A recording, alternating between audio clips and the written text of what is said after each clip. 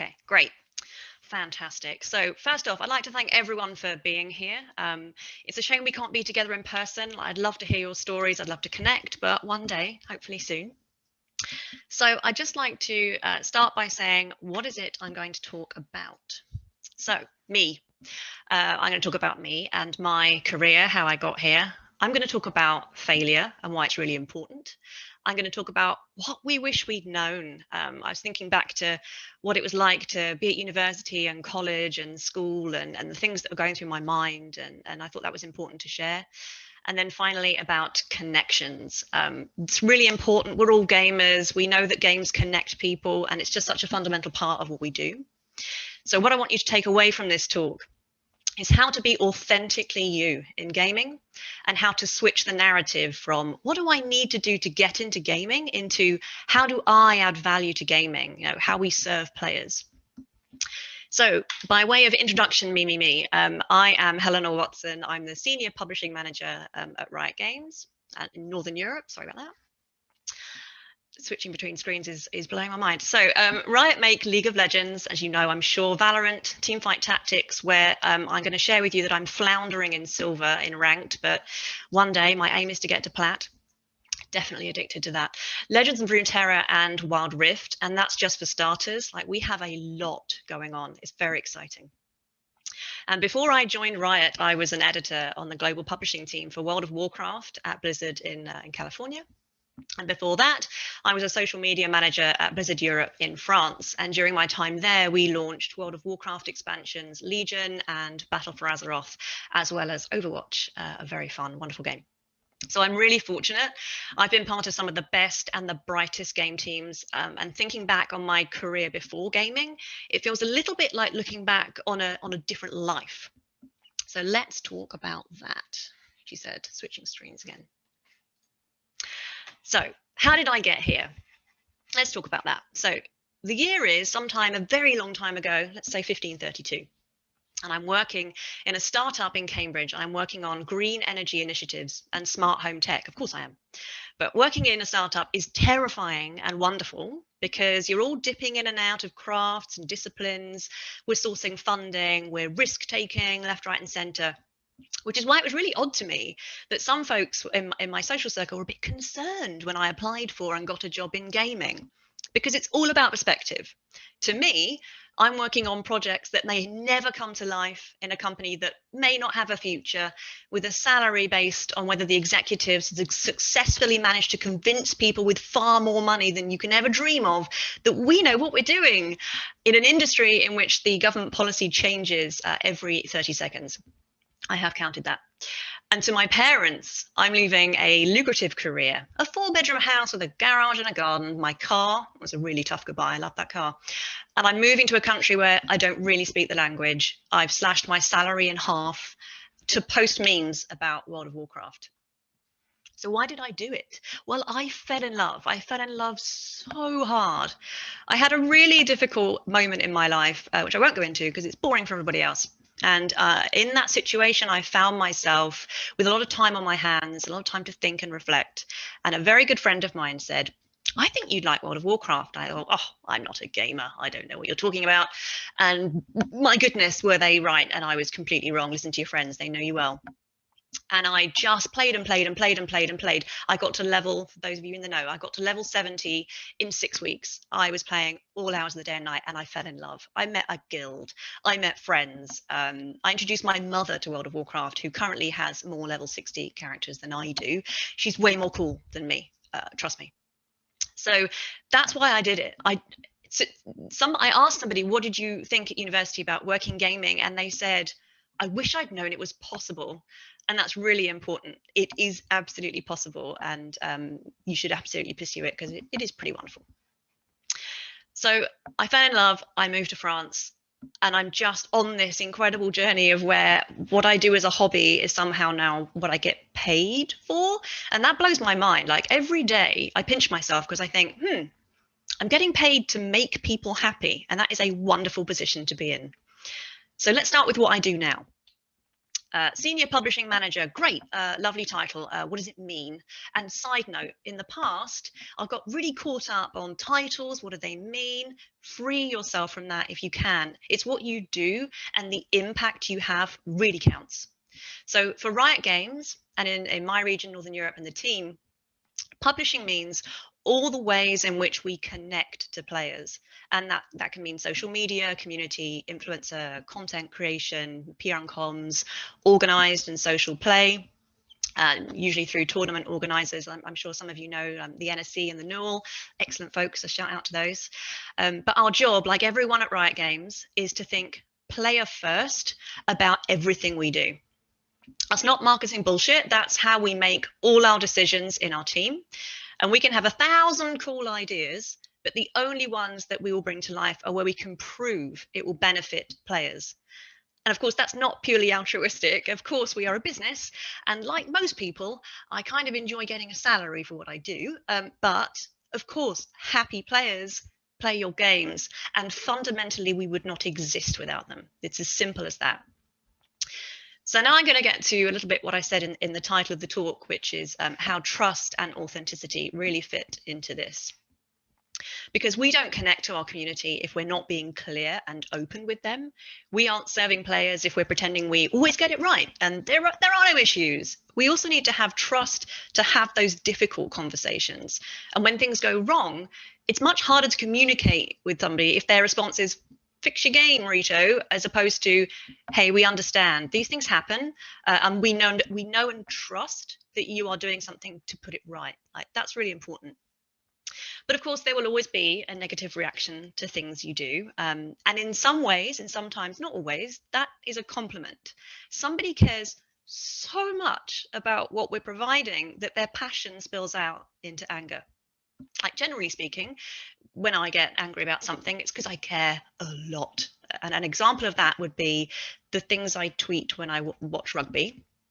I've loved rugby all my life, and it brings me great joy and despair. For example, tonight I'll be watching Scotland play France, and my timeline will go from posting about wine, my cat, dad jokes, and feminism into full-scale military-grade swearing about how completely useless my team are. And these are players I've followed for years, and I love them with all my heart. But that's also fair warning that if we connect on Twitter, that there will be times you need to mute me, I'm sure, with love in your heart. So how are we going to build trust? Oh, excellent. Sorry, how do I go back? I think if you press the arrow keys. Got it. Is that right? Sorry about that, guys. So back to the screen. Here is how we're going to build trust. You have to fail, and you have to fail often. You've got to get it wrong. You've got to put your foot in it. You've got to massively embrace defeat, because it's never about what you get wrong. It's how you put it right. How do you respond? So I'm going to give you an example, which I'll probably blush when I talk about, from a previous life. It was back when I was working in the startup many years ago. And the office manager was sharing their laptop to the large screen in the common room to show a talk given by an industry leader. Now, this industry leader was somebody I'd had a disagreement with in the past, and I had certain preconceptions about. But I'd recently become a manager for the first time, so I was looking after other humans, and I thought, no, I can't have my bias. That's not fair. Let them make their own decisions. And also, I'm going to have some maturity in this moment. I'm not going to sit there and be a bit about it. That's clearly how I felt. So instead, when the industry leader said something that I thought was, oof, I got my phone and I messaged the office manager, and I said, God, what a load of old bullshit. And of course, on the screen where he hadn't muted his new notifications came up from Helena Watson to office manager, what a complete load of old bullshit. Obviously a funny moment, right? Everybody laughed. There was a lot of trust. I did have friends in the room. You know, it wasn't the end of anything. It was clearly a stupid mistake. And the very first thing I did was go, I'm so sorry. And then I took my manager into the room and I said, I'm really sorry. Like, the shame, the humiliation, all of it washing over you, thinking, oh my God. And this isn't a moment about how I got it right. This is clearly a moment about how I got it wrong. But what my manager did was so right. He said, The fact that you've called me in here to apologize and you know what you've done is all I need to know. And that was a great learning for me as a manager, as a human being, as somebody who was like, the shame was still, it's so rife, it's so real. And he helped me be a better person, create safe spaces for my teams, allow failure. It's okay. You're going to get it wrong. Although I would advise not calling out an industry leader as bullshit in front of the whole company if you can help it. There you are. That's a key takeaway. So that was it. It's okay to make mistakes. And another thing to do to build trust is be vulnerable. If you're familiar with Brené Brown, and if you're not, I would encourage you to seek her out. She's incredible.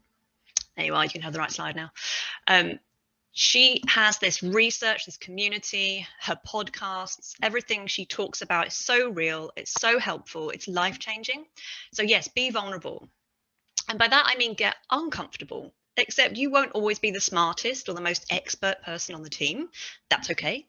Except you won't always know the answer. That's okay.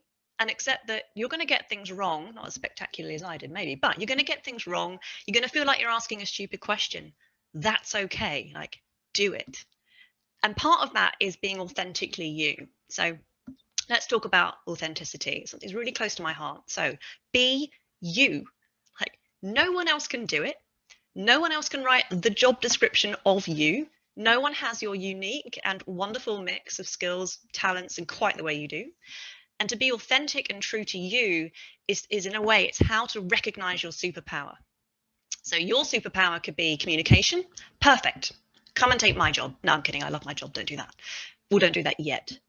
Your superpower could be problem solving, in which case, product and project management, wonderful. Your superpower could be growing a community. Fantastic. Like, community management is a huge part of why games are successful. It's vital. So I say all this because it's really tempting to think from the company or the industry perspective first. What do they need? What's the job description? What skill sets are they asking about? And this leads people, and most often, statistically, it's a hard word, statistically, women reading job descriptions and then not applying because they don't have all the skills. So you might think, well, I can't do all these things, or I can only do a few of those things. Or even less healthily, someone better than me will apply. No, don't limit yourself. Always apply. Like, we are always looking for people with passion, who love games. We're not looking for the person who ticks all the boxes. Like, that misses out on so much. So a heads up. As the person on the other side of this, usually writing job descriptions, sorry to tell you, job descriptions aren't written by an algorithm for the perfect job description.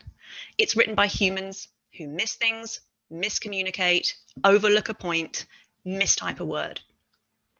So let's flip that for a second. So my sister, who is an extremely talented and wise woman, luckily for me, she worked as head of HR for a large company, and she saw many, many, many applications in her time. And I was saying, oh, do I apply for Blizzard? I haven't come from a gaming background. And she said, Helena, it was her stern voice. I knew she was being serious. Helena, you must always apply. You won't believe the number of Muppets who apply. No offense to any actual Muppets, because I love the Muppets, but still. And I believe probably they do a great job, but I took her point. So let's bring this back to you. This is what's really important, because it's what you want. What are your skills? How can you add value? So better yet, be clear about what your values are and look for a company where that aligns with yours. Believe team and culture fit is important. Look for it. Don't be miserable in the best company. Be happy in the best role. So moving on from that, damn, I wish I'd known that at university. So as part of the prep for this talk, I asked lots of rioters from different backgrounds, countries, cultures, languages, levels. When you were at school or college or university, what's the one thing that you wish you'd known about working in the gaming industry? And 99%, I did count, said the same thing. You don't need to be a coder or an artist or an esports pro to work in gaming. Those things are obviously wonderful and very useful, because there's a common misconception. It's just a gaming company, it's a game team, it's about making the games. No, it's a business. And like all businesses, we need certain functions and disciplines to make it viable, healthy, successful. And these include, and aren't limited to, IT, HR, finance, legal, customer support, marketing, product management, admin, facilities, catering, publishing. Shout out to my team. We need process and policy people. We need creative and crazy people. We need introverts. We need extroverts, coordinators, cat herders. In short, we need a really diverse team, because the more diverse the team, the more breadth and depth of experiences and backgrounds, we are going to make the best, smartest decisions for our players. And we definitely need women, please. Like, I need the company, but more importantly, the industry, and therefore all our players need you too. That's a really important point. So what else did people say? So a few people also said, I wish people didn't think that to get into the gaming industry, they can just get a job in QA and work their way up. Well, first off, QA is a highly skilled and vital part of game development. Thinking of QA as a foot in the door is a bit like saying, well, if I start out as a conductor, maybe I can get into the orchestra. It's crazy. But also, it's just not true about careers, not in 2021. People lane swap, retrain, return to education, fancy a change of scene, and do all of that. On my team, we have a chemist, a professional dancer, a chef, and a teacher. So don't think linear, think weird and wonky, and forge your own path. That's really, really important.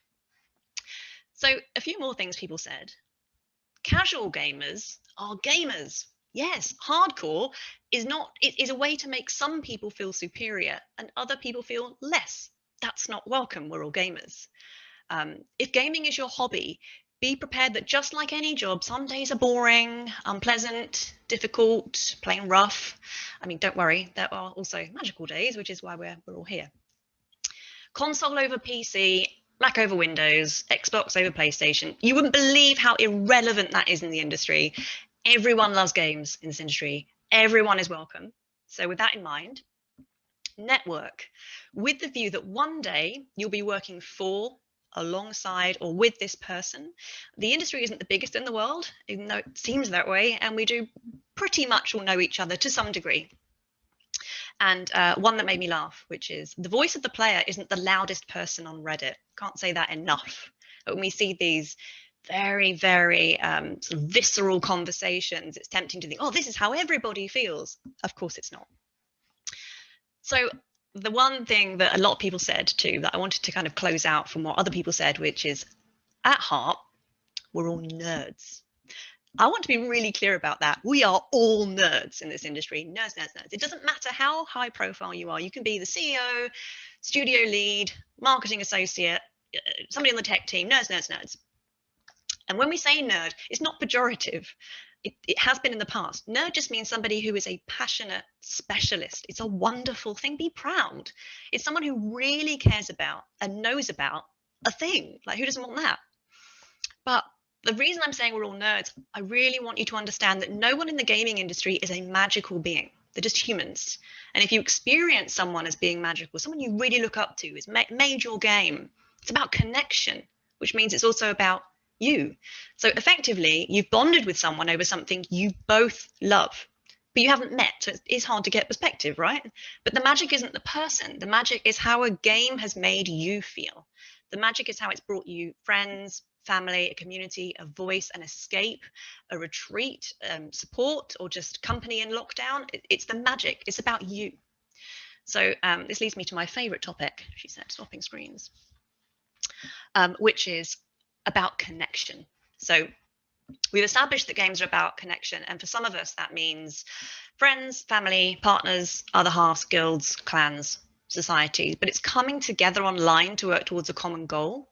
It's sharing moments with each other, you know, that final boss, realm first, team win, achievement, promotion to next rank in TFT one day, and the all-important level up. So all of the above would be empty if we weren't sharing it with people. Find your people, connect, share, participate, grow. Like, that is the secret sauce. If you find your people, your power, and your passion, and it aligns with gaming, we would love to have you. Genuinely would. So I'd like to close by sharing some key messages that I hope you will take away. Don't ask what you can do for the games industry. Ask what they can do for you, to borrow a very famous speech. Career scope in gaming. It's huge. Think laterally.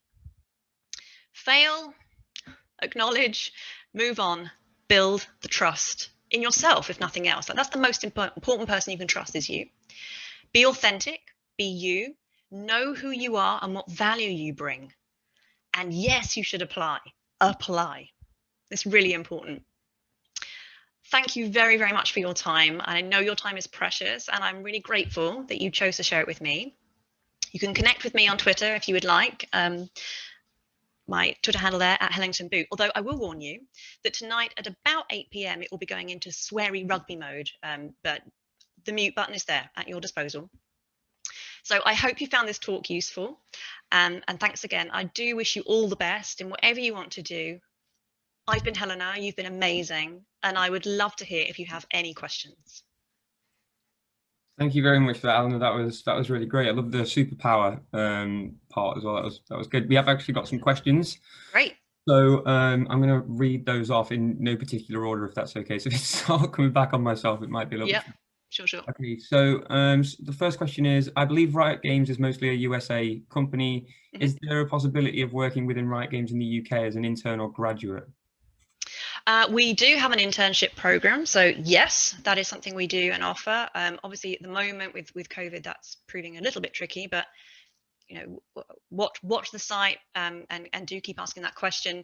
We have local and regional offices all over the place. So we have a UK-based office, which is where we are based for Northern Europe. By Northern Europe, we mean the UK and Ireland, Nordics, and Iceland, specifically at Riot. And we also have regional offices in other countries and languages. But so yes, you're quite right. Most of the game development and the game teams are in North America. But yes, we have a UK office. Come on in. Awesome. Okay, cool. Well, I mean, one of the other things to mention as well is we do have an internship section on the Ukie website. And so I'm constantly scouring all of our members' sites to make sure I'm picking up the internship. So they'll be on there as well once they're kind of live. But yeah, thanks. So next one. What would be an entry-level role specifically into your career path? Ooh, that's a very, very good question. I came to publishing within games via being a chef, a bookkeeper for 6 months. Don't know what I was thinking. I'm horrible with numbers.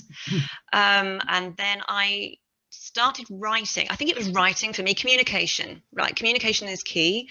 I really enjoy public speaking. I really enjoy persuasive writing. I got into the BBC and I was doing a lot of talent management. I got into advertising. I'm very old, done a lot of things. I went from advertising into kind of very corporate comms. I went into Oxfam for a while. So I would say publishing is so many things. Like, that's why the superpower piece is so important. Like, hone your craft, do your work, find something you love doing. And for me personally, it was communication. So I guess an entry level within the gaming industry and that kind of thing is quite often you've built a community, you've built connection, you can communicate with people. It's often community management. Social media management's another one. I think that's probably broadly right. Yeah. I mean, you just touched on kind of the next question I was going to ask as well. Is someone's asked here, how do you suggest someone understands what their superpower is? Yeah, great. I was asked to do this recently, so that's an excellent question. Thank you. It was an exercise called Reflected Best Self. So what you do is you ask a ton of people to think about your key strengths, where you really shone, and you get them to send them to you or tell them to you, but document them. They're really important to read.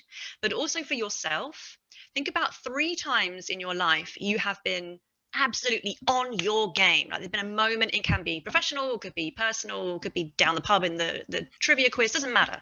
But you think about them and you think, what was I thinking? How was I behaving? Why was I so good in that moment? And it really helps you hone it down, because then when you compare what you've written and what you think, you might actually be surprised by what people say about you. And you go, wow, people think I'm really good at this thing that I think I'm not so good at. Oh, wow, I thought that was a negative thing about me, but people see that as a positive. And an example of that, when I asked this question, my dad and I, we have some tensions, let's say, around feminism. By the way, he is a feminist. He's not a feminist. And I thought he'd be a bit, she's always banging on about this, and and actually he wrote, I love how my daughter Helena champions women and talks about diversity. And that was something I'd thought of as being a bit of a negative interaction, but actually he was really proud of me for that. So Yeah, that's good. Honestly, I'm going to take that tool back to me with Ukie and see if we can get everyone there to do that, because that's Yeah, really quite great. Please do. So another question here is, I'm more of a mature student, 30 plus, and I feel stuck. I'd love to do something like you've said, but should I be looking at internships? Any other suggestions? Any and all networking events. You'd be surprised how much of like any industry, it's not any different. You meet people, you get talking, they remember you, make a connection. Then you're going to find out about those kinds of opportunities that don't end up on the Riot Games job board, because those tend to be the more senior or not requiring the entry level positions. Like it's that kind of, hey, I think we need a contractor to do some PR management, Yeah. and that's not going to be a big on the job site. Yeah. That's more of a, oh, who do we know, or is this somebody we can think of, or it really is to network as much as you can and keep doing what you love, and you'll get there, Yeah. I believe.